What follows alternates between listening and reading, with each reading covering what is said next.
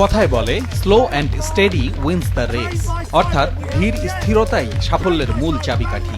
ঠিক এমনটাই প্রমাণ হলো এই প্রতিযোগিতায়। রেডি স্টেডি গোর বদলে রেডি স্টেডি স্লো বলেই শুরু হলো রেস। কেননা এই রেসে প্রতিযোগী মানুষ নয়, বরং শামুক।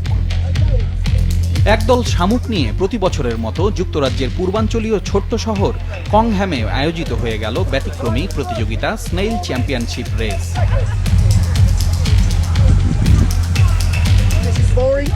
লাল বৃত্ত অতিক্রম করে আরেক কালো বৃত্ত যে সবার আগে অতিক্রম করবে সেই শামুকই হবে বিজয়ী।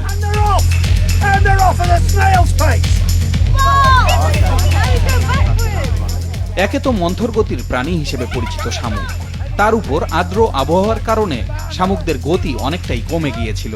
ছোট লাল বৃত্ত পেরিয়ে দূরের কালো বৃত্ত অতিক্রম করতে বিজয়ী শামুকের লেগেছে 4 মিনিট 3 সেকেন্ড। এবারের ওয়ার্ল্ড চ্যাম্পিয়নশিপের খেতাব জিতে নেওয়া শামুকের নাম জেফ, আর তার প্রশিক্ষকের নাম সাইমন লিলে।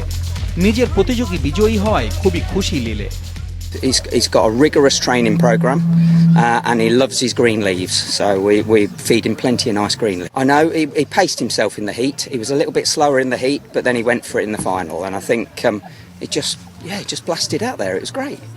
1960 সাল থেকে নিয়মিত অনুষ্ঠিত হয়ে আসছে এই শামুক দৌড় প্রতিযোগিতা। ধারাবাহিকতা ধরে রাখতে পেরে উচ্ছ্বসিত আয়োজকরাও।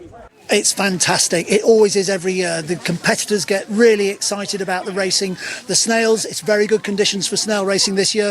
A little bit damp just a few minutes ago, but generally these damp conditions, not too warm, is fantastic for snail racing. Ladies and gentlemen, I give you the winner of this year's World Championship.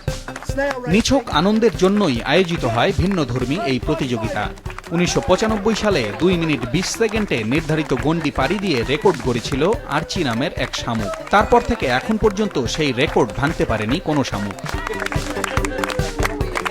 Palash Ranjan Roy, Maasranga news desk.